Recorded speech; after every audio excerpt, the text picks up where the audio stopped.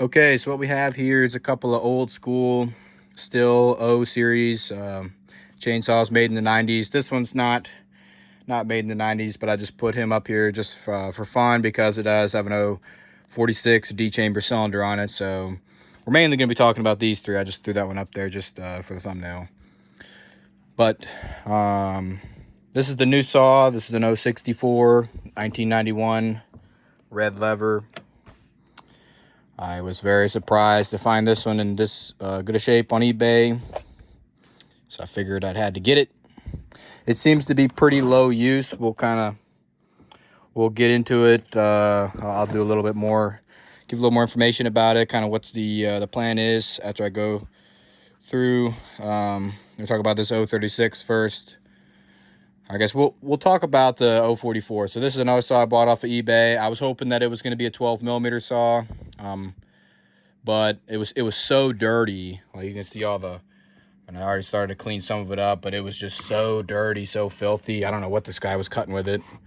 To me, this looks like a dull chain. That just looks like a super dull chain. You're just cutting and cutting and cutting.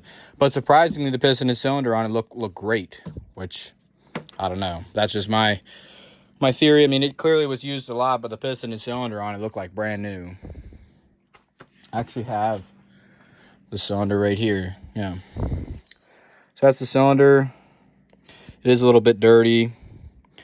It's just like stuff because it's been sitting in the shop. But I mean, take my word for it. I mean, it really doesn't look like it has a lot of wear. I wish I would have wiped it out before showing you. But the plating looks good, and I mean, for someone that's used the saw this much, I mean, this one looks like it was used a lot. Just by the kind of color of the tank and all that. But that's this O44. I really wish it was a 12mm because I'd do another O46 build. That'd be similar to this one, but this one would have make it a little bit hotter so it gets has more power.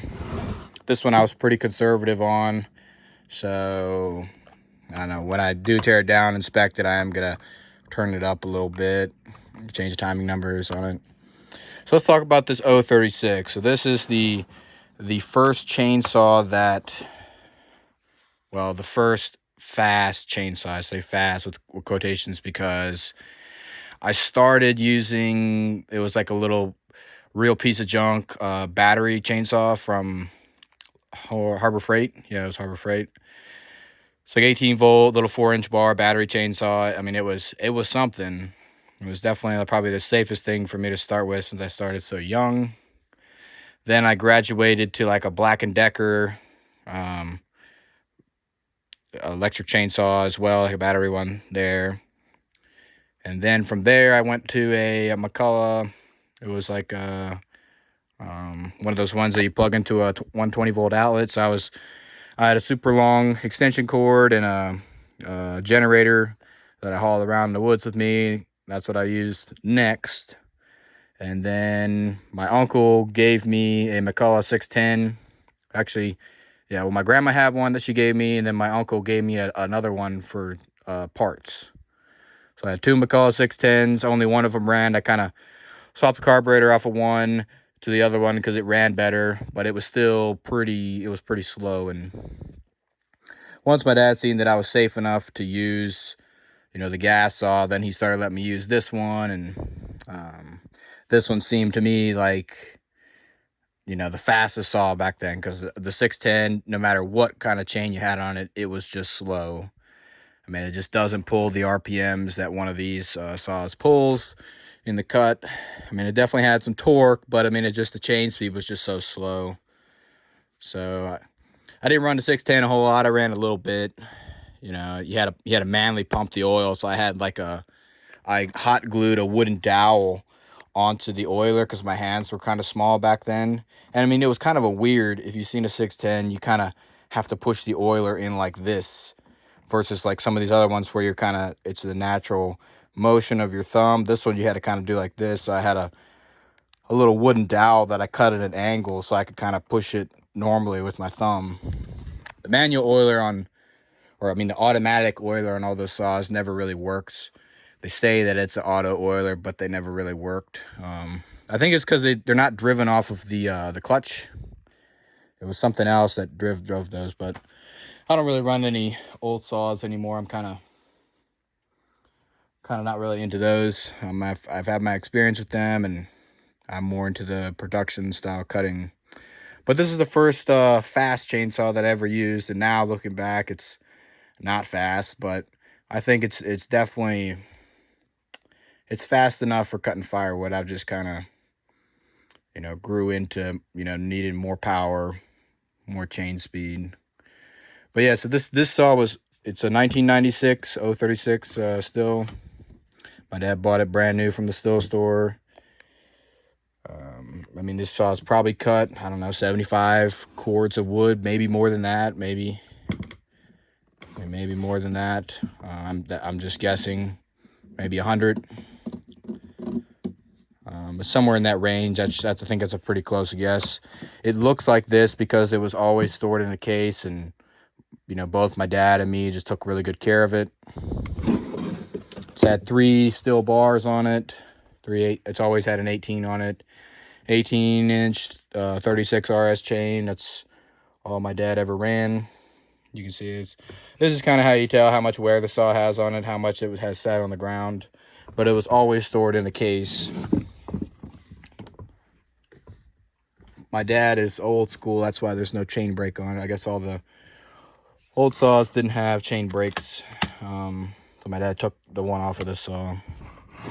But I'm leaving all my chain brakes on. I like having the chain brake. It's a nice little feature to have. It's useful in some situations, especially when you're limbing stuff or setting the saw down, or when you're out in the brush. So now let's get into talking about what's going to happen with this 064. Kind of gave you a little history about my wood cutting story, but let's talk about this 064. So what am I going to do to it? I'm going to port it. I'm going to throw West Coast side cover, West Coast spikes on it, do a bark box on it because this is kind of an ugly muffler cover. I'm going to do, I guess it'll be a quad port. So 1 muffler port up here. I'm going to replace this one with a bigger one on this side. Bark box on the front. We're basically going for max power. I don't care about the noise. I always wear earplugs. When cutting, it's going to need a max flow filter.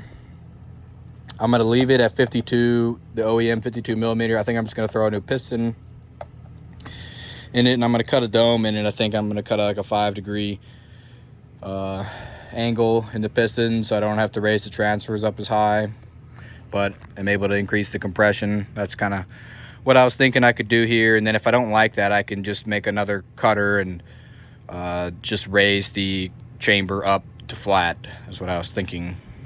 But I figured I'd try one of these like more dome pistons on this build, since I know the flat top will work, but I figured I'd try the dome piston on this one. I'm also going to do, instead of doing just like an OEM wrap handle, I was going to get one of those. They are Pro Safety full wrap. So it's like a full loop handle. That's what I was going to get for this one, because I seen on Bailey's they had them available. So I'm going to get one for this saw. I was going to get one for the my 440, but I think it'd be more appropriate to have it on this one. I've always wanted one of these 064s. I have no interest in the 066s. I think this is it seems to be a better saw. It's a little bit lighter, and the lighter the saw, the more power you have, is what every woodcutter, I guess chainsaw user's dream is: more power, less weight. So yes, this is kind of I guess a little bit longer video than what I was hoping for, but that's kind of just a little bit of history, a little bit of an update on what I'm going to be working on here. And yeah, so all right, that's it for this one. Thanks for watching.